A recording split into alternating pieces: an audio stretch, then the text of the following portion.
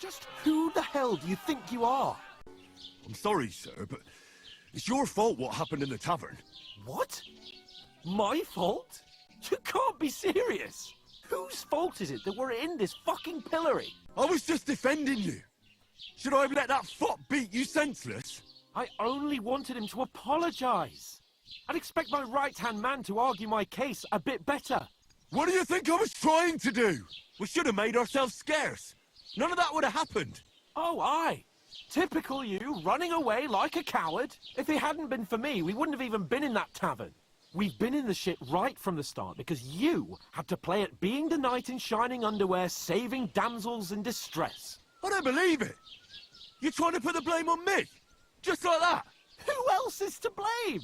You're just a simple peasant who has no idea how the world works.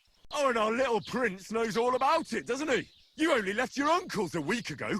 All you've known up to now is a tavern on Rat-Eye Green. Now you've gone too far. I've had it up to here with you. With you and your pontificating. You were supposed to make sure nothing went wrong. And how did that turn out? It was me who had to save your life. You're fucking useless. You couldn't even keep an eye on your own mutt. Oh, that's enough. This isn't getting us anywhere.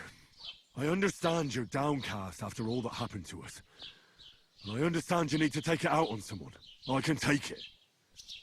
But we shouldn't forget we have a job to do. And do it we must. Together. That's exactly what I'm doubting. Everything goes to shit when you're by my side. You don't really mean that. Calm down. I'm perfectly calm. That's it. My life went to shit from the first moment I met you. And I've only just realised it. You're like a ball and chain. And I'd have bagged that wild boar too if it weren't for you. Well... And none of the rest would have happened. I wouldn't have been showered in shit. Oh, come on, Capon. Don't you cape on me. Not another word. I'll have to consider what to do next.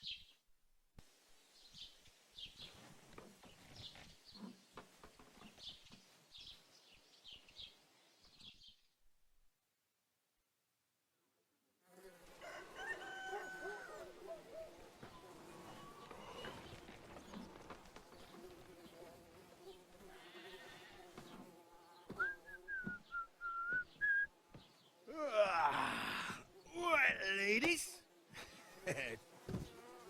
Time to go home. But I swear to Christ, if I catch you again, I'm gonna skin you both alive.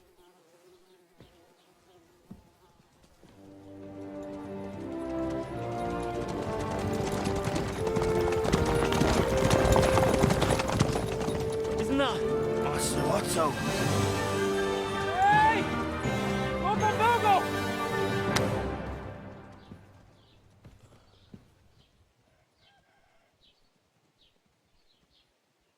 Oh, shit. Right.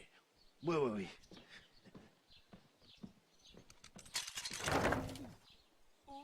Go on, get out of my sight.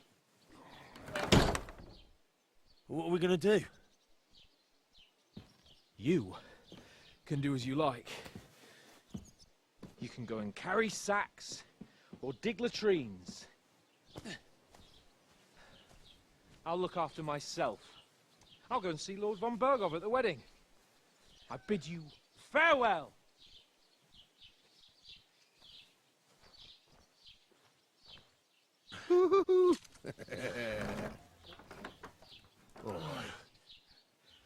Yeah. If I were in your shoes, I'd be glad to be rid of the good-for-nothing, eh? Yeah. All right, off you go.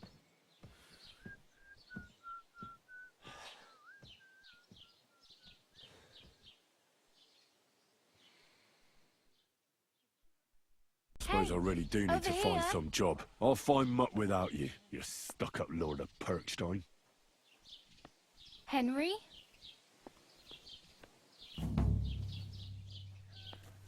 Well, come on. I don't bite.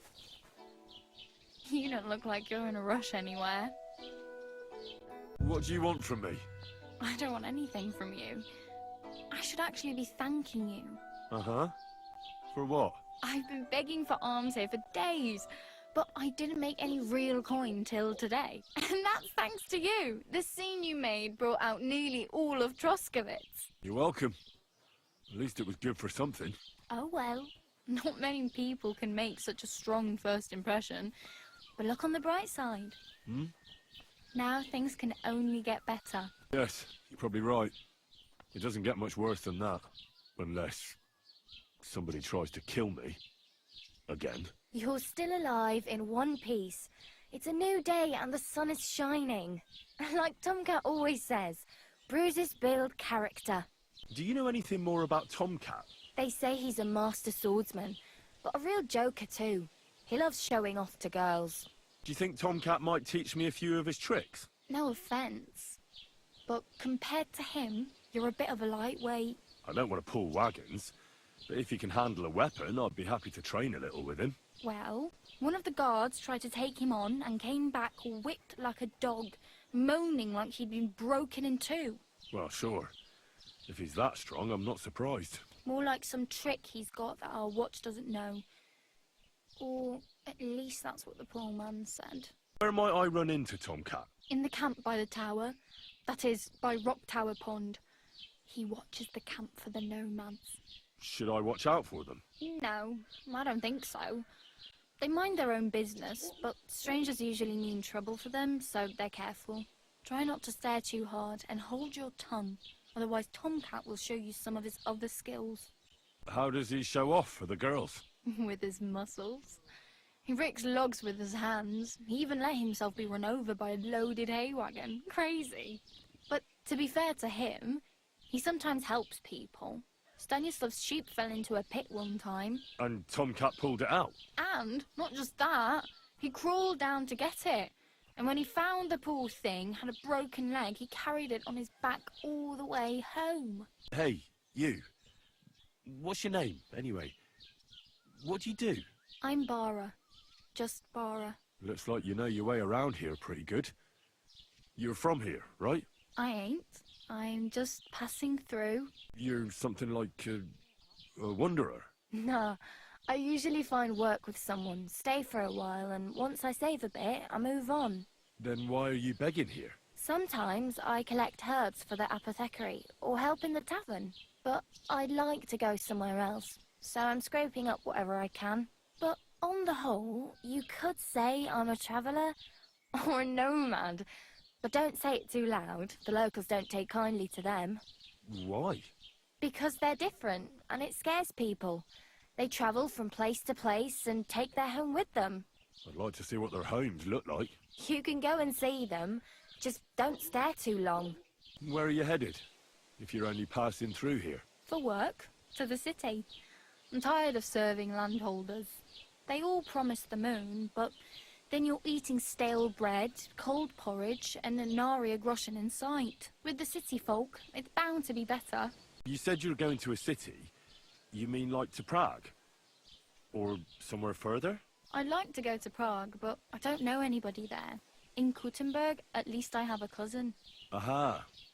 So you're going to visit her? Well, she doesn't know it yet. But I won't be troubling her long, just until I find a way to make a living. Why exactly are you helping me? Why? Why? Because you look like you need it. I've been in the ship plenty of times, and I know how appreciated a helping hand is in times like that. What do you want to do in the city? I'll find something. I'm not afraid of work. I'm not half-witted.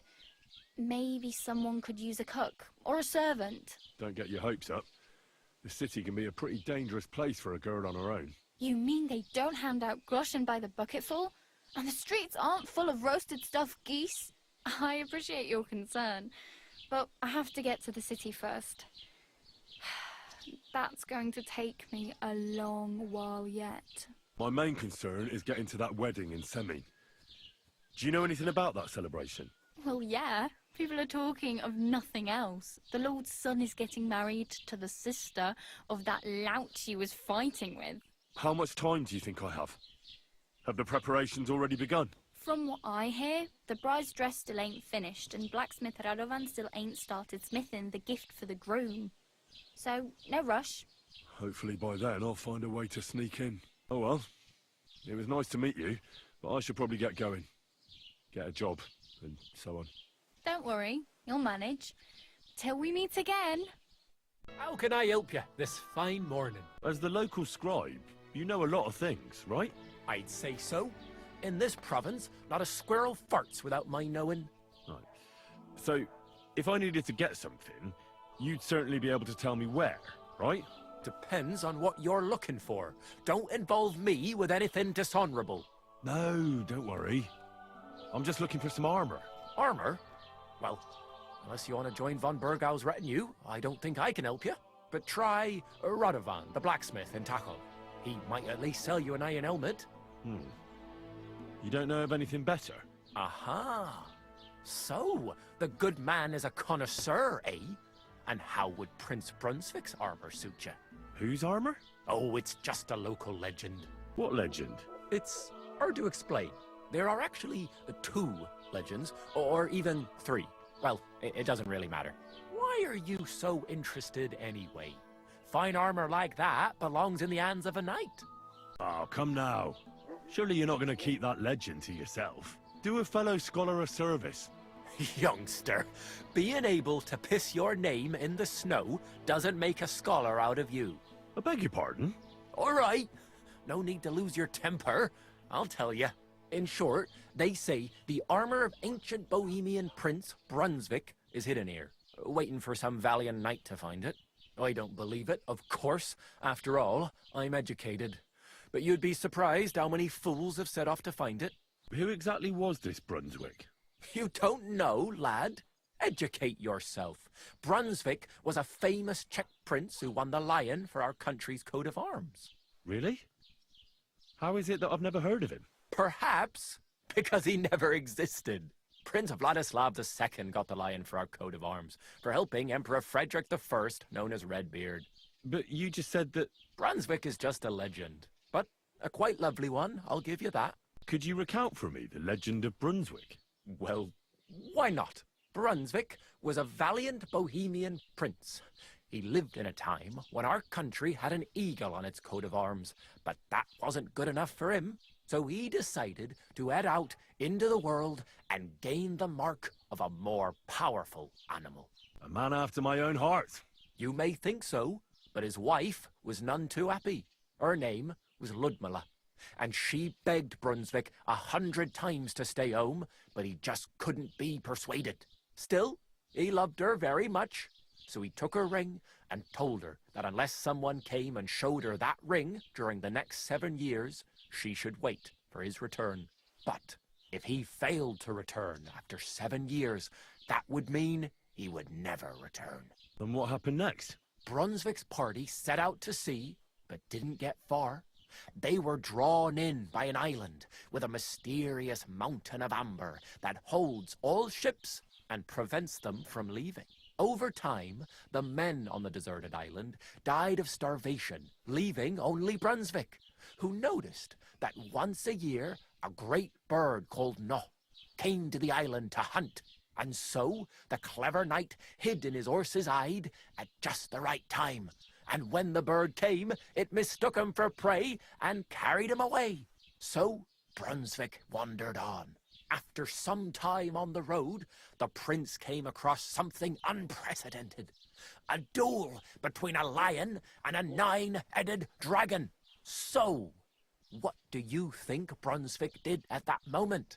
Well, the dragon is certainly much stronger than a lion, so I suppose he sided with the dragon, right? Nonsense! Brunswick rushed to help the lion, and together they killed the dragon. And from that time on, they were stalwart companions. The lion even followed him all the way back to Bohemia. Except, by then, it was already too late. It had already been exactly 7 years to the day since Brunswick set off on his journey. His wife, Ludmilla, who had until that time valiantly resisted all suitors, was about to remarry. But at the wedding feast, Brunswick managed to drop the ring in her cup. So it all turned out well. For Brunswick, that is. Not so for Ludmilla's new groom, but the lion took care of that. Where did Brunswick's armor come from? It is said that George the Lion of Württemberg brought it here. He was the nephew of Lord Chenyek of Württemberg, who built Trusky. This George spent a lot of time with King Wenceslas. A suspiciously long amount of time, if you know what I mean. Think I get the picture. And it is said that one day, a lion escaped from the king's menagerie, and George overpowered it with his bare hands and laid it at the king's feet, still alive. As a reward, Wenceslas gave young Württemberg the name Lion and the armor of his ancestor, Prince Brunswick. Only Sir George didn't live to enjoy it for long. He caught the plague at a tournament abroad, and died on his way back to his king. Specifically, while visiting his uncle here at Trusky. Of course, the king wanted his armor back, but Lord Chenyek didn't want to give it to him, claiming he had the hereditary right to it. It looked like Wenceslas would lay siege to Trusky, but fortunately Lord Chenyek was completely destitute by then, so he sold all of Trusky and the armor to the king. Chenyek was broke. How come? Because of building his castle. Trusky may be impressive, but it's too expensive for a nobleman. Even the king had difficulty paying for such a castle. Well, if the king was so endeared with Brunswick's armor, why did he leave it here? Because he didn't have any choice, my friend. He never found the armor. Lord Chenyek was as cunning as a fox. While he did leave the armor here, he never told anyone where. It's said he hid it so it could only be found by a true knight. Each piece in a different place. Or so they say round these parts. Who knows if there's any truth to the tale?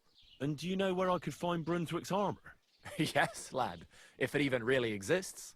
But I do have a little bit of advice for you. Sir Chenyek, who they say hid the armor, left behind a riddle. It's a test that must be passed by whoever wants to find it. Do you want to hear it? And how did that riddle go? Wait, how was it? I've got it.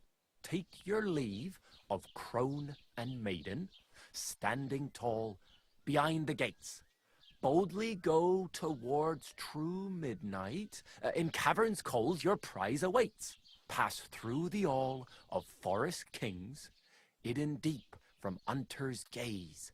Standing tall, 2 guards of stone, behind whom yearned for treasure lays. Between them stands a mighty rock, a subtle niche, yet deeper still, a place to give one's art to God.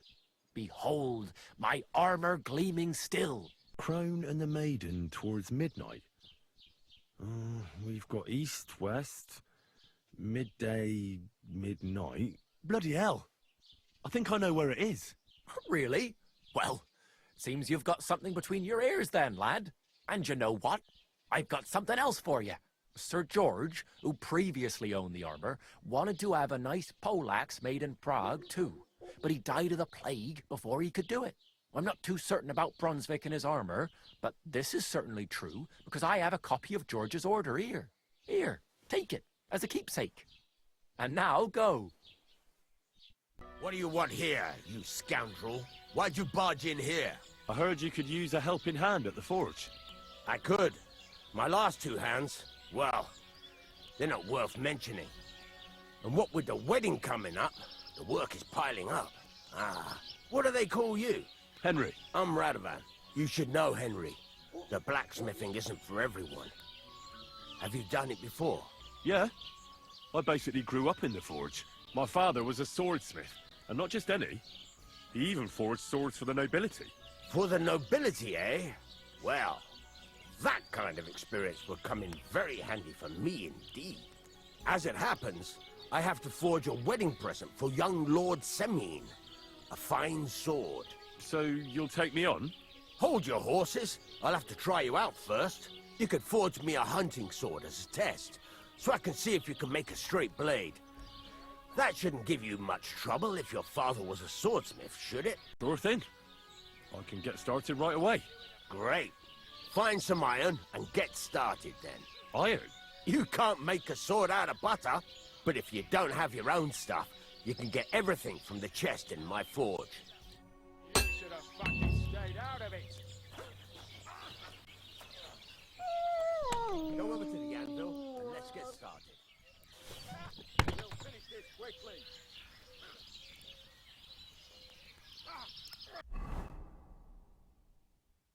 furnace is cold now. Give it a practice try. Some things, like swords, are too long to fit in the fire. You have to heat it up, bit by bit. Try poking it around for a bit.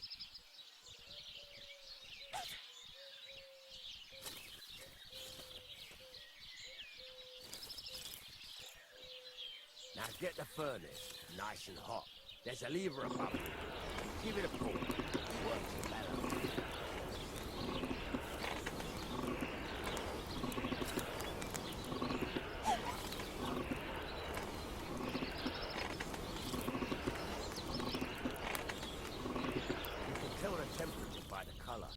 But you won't be able to tell when it's in the fire. You have to take it out from time to time and take a look. Try it out. See?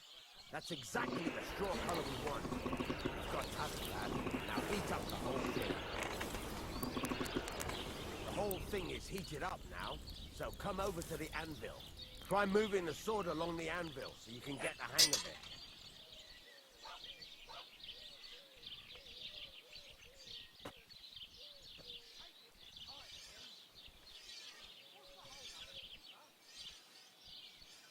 Now take the hammer and try hitting it a few times.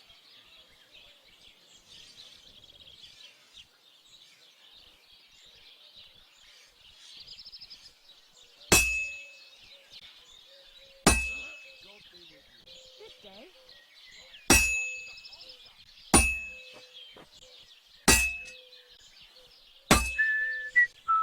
See the sparks? That's the sign of a good strike. The more sparks, the better. Also, you can hammer with different degrees of power. A stronger hit will do more, but it'll tire you out faster. Try giving it a few blows, as hard as you can, so I can see how strong you are. That's got a nice ring to it. Of course, if it was all about hitting an anvil with a hammer, any dolt could do it. You've got to hammer the workpiece evenly. One hit next to the other.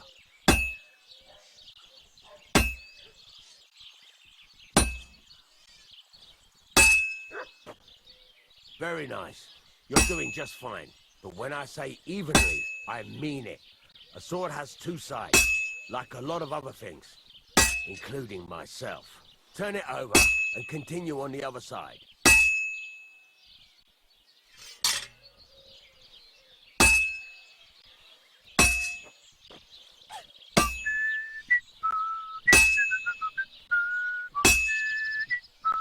Nice. Now try forging it on both sides. The closer it is to being finished, the more it will take on the shape you want. It'll cool off soon anyway.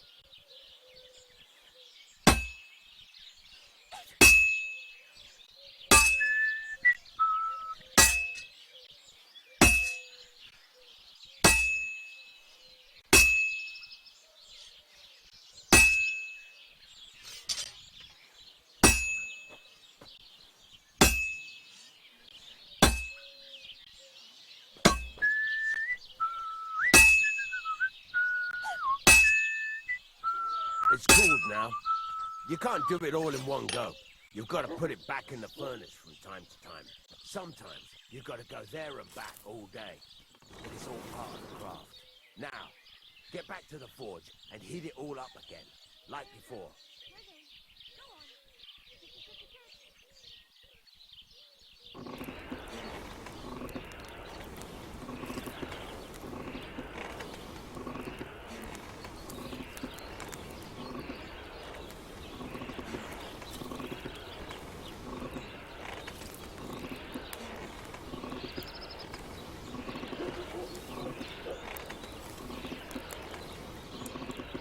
Thing is heated up now, so come over to the anvil.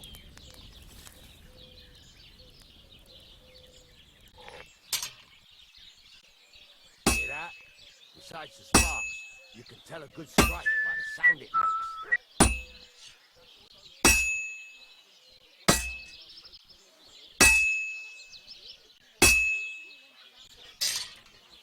Well struck.